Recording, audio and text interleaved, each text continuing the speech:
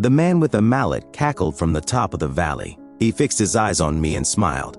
He let out a call and his pet looked in my direction. The boy looked over at me and said, "We have to leave now." There was a paved path in the opposite direction of where the child was leading me to. For a moment I was hesitant to follow him, but I saw that thing charging towards me. I decided to follow the child into a hole in the ground. Immediately I felt something sharp pierce my back and hooking into my skin. I looked back at the wall, which was wet, and felt flesh. I screamed in panic. I pulled as hard as I could, but I could not fight the force against me. I looked toward the child, who had a sinister smile on. My knees began to buckle and my vision started to fade as I heard the child say, "Take him to my playroom." I could feel my body dangling midair, the blood running upward from my legs to my face, where the hooks were attached to. My hands were bound together and I could feel the blood rushing to my head.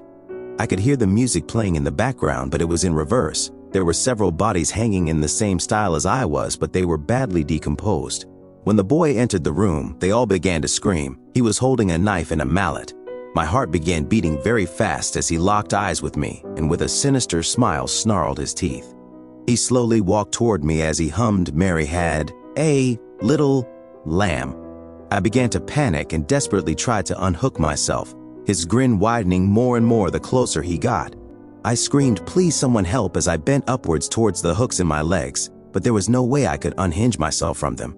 The person who had originally helped me was standing beside me. He lifted the knife and slowly raised it to my neck.